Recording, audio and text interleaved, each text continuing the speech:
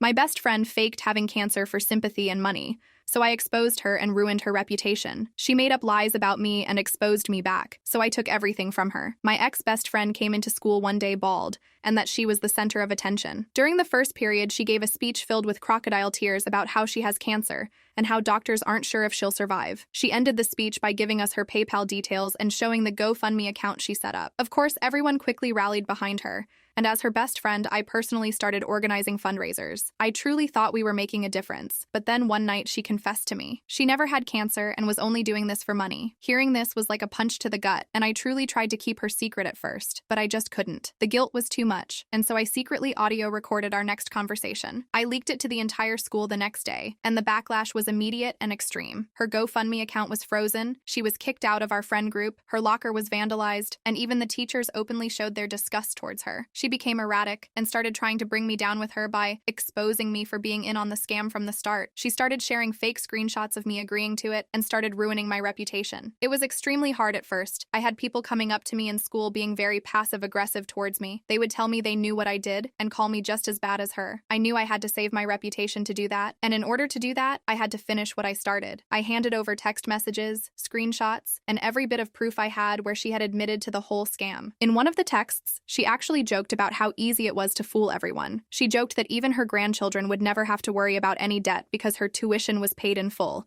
like this was all some kind of game to her. I thought that was that, and the situation had been fully resolved, but unfortunately Lily wasn't done. I'm not sure how she ended up with this connection, but she went on local news. She sat there, looking all sad and innocent, crying on camera and claiming I had lied about everything out of jealousy. She told the reporter that I had been envious of all the attention she was getting, and that's why I made up the screenshots to ruin her life. Some people actually bought her crocodile tears. The comments online were brutal. At first, most people were calling her out, but after the interview, the comments shifted completely. People started saying things like, "What if she's telling the truth?" Or, "It sounds like her friend might actually be the one lying." Total strangers who didn't even know either of us were taking sides. It wasn't just the school I had to deal with anymore. Now, it felt like half the internet was against me too. The whole town was split down the middle. Some people believed Lily's teary-eyed performance on the news. Others knew the truth. They stood by me, but it didn't feel like enough. School was a nightmare. The kids who sided with Lily started making my life hell. They whispered about me in the hallways, sent me hateful messages, and even made cruel jokes during class. I'd find notes in my locker. They would call me a loser, or say that I should just admit that I was lying. It felt like everyone had picked a side, and most of them weren't on mine. I was completely alone. Friends who used to have my back suddenly avoided me. I knew they were afraid of being caught in the middle. Even the teachers seemed to tiptoe around the situation like they didn't want to get involved. And Lily acted like she had already won. She walked around school with this smug expression,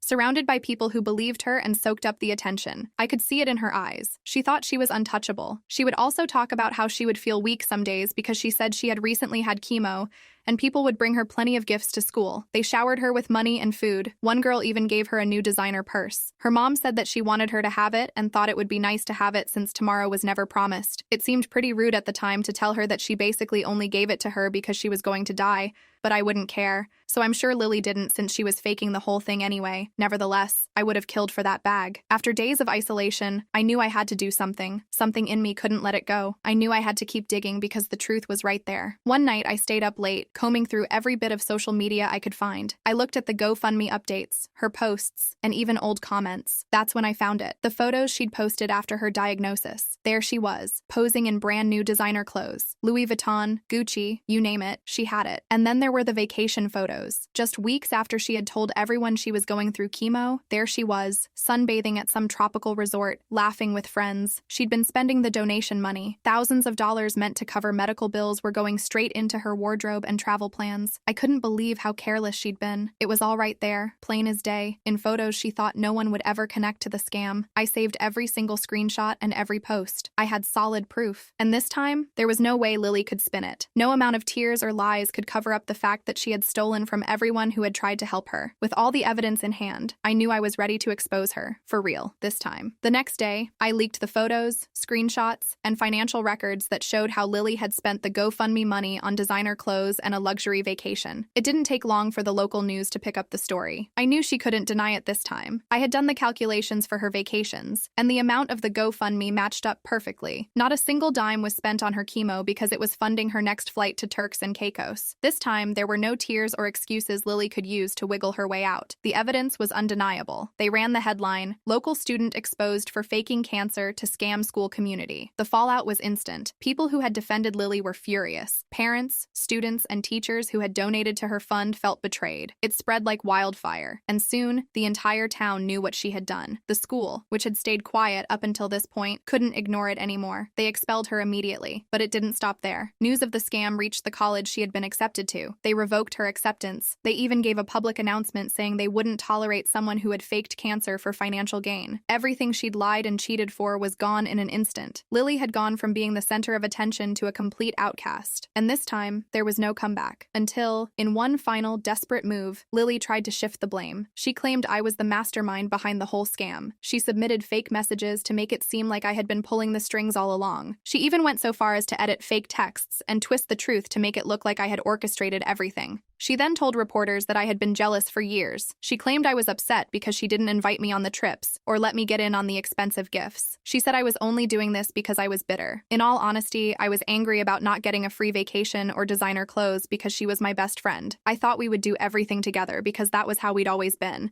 But now I didn't even recognize her. She even showed people fake texts in which she made it look like I was the one begging for money from her. For a brief moment, there was doubt. Some people actually started to wonder if maybe I was involved, but then one of our mutual friends, who had been quiet up until this point, came and spoke about the situation. She was someone who had been at a party with Lily and came forward with video footage. In the video, Lily was laughing, bragging about the whole scam, saying how easy it was to fool everyone. Lily looked intoxicated and didn't seem to remember the video, but the look on her face when she saw it was priceless. There was no denying it now. The footage spread online, and any shred of sympathy or doubt people had for her vanished instantly. The next few days, people apologized for doubting me, and the stolen money was recovered through legal means. It was donated to a real cancer charity, helping those who actually needed it. Lily's life was in ruins, her reputation was destroyed, and she is now facing legal consequences. As for me, after everything I had endured, I finally came out on top. I gained the respect and support of plenty of people in my life and online because I stood by the truth, even when it felt like the whole world was against me. 6 months after everything came out on the news, the fallout from Lily's scam was still unraveling. During the court case, so much came out about Lily and why she faked cancer. I thought I had uncovered everything about Lily's scam until I stumbled across something that blew it all wide open. It started when I was going through the GoFundMe page again. I noticed something strange. It was an email linked to the campaign that didn't seem to belong to Lily. The email wasn't hers. It was her mom's. At first, I didn't understand why Lily's mom would be involved, but then everything started to click. I did some digging, and it turns out her parents had gone through a messy divorce. They'd kept it under wraps, but the financial strain was real. Her mom had been struggling to keep the house, and that's when it hit me. The cancer scam wasn't just for Lily's college tuition. Her mom was in on it too. She was desperate to save the house. They'd created this whole thing together and raked in the money to cover bills and avoid losing their home. When I confronted Lily, she didn't even deny it. She broke down and admitted that her mom had helped her every step of the way, from creating the fake diagnosis to setting up the GoFundMe. "We had no choice," she said. "We were going to lose everything." Lily and her mom were charged with fraud, and the legal consequences started piling up. The GoFundMe money, which had been frozen months earlier, was ordered to be repaid. Since they had already spent most of it on designer clothes, vacations, and house payments, the court mandated that everything they had bought with the stolen funds be liquidated. Lily's mom had to sell their house to cover the debt. What really hit hard was seeing the "for sale" sign go up in front of their home. They were forced to downsize,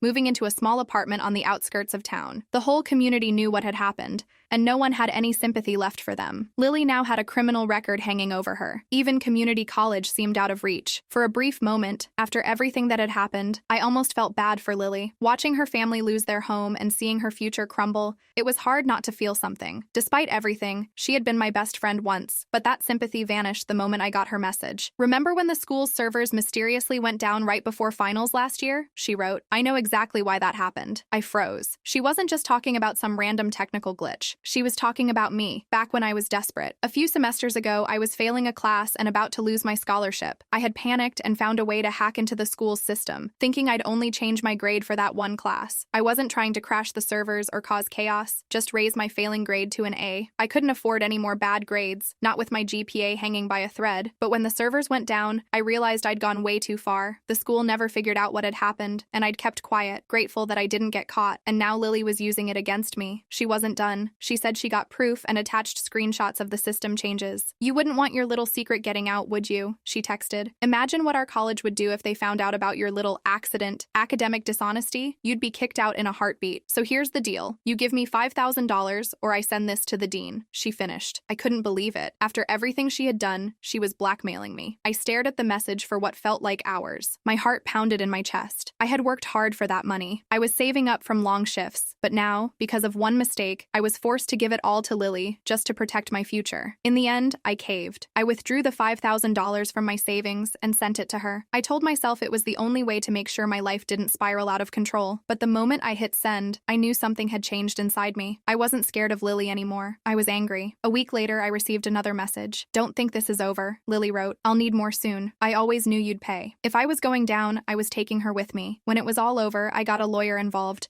explaining the hacking incident and how it happened. I came clean about everything. Surprisingly, my honesty worked in my favor. The school punished me with academic probation, but they didn't kick me out. I'm assuming because of the fact that it was Lily who I was up against. They could see that I was genuinely trying to move past my mistake. As for Lily, her blackmail attempt backfired. She was arrested for extortion, and her involvement in the scam left her with no more chances. Any sympathy she might have earned vanished for good. I may have lost $5,000, but I gained my freedom back.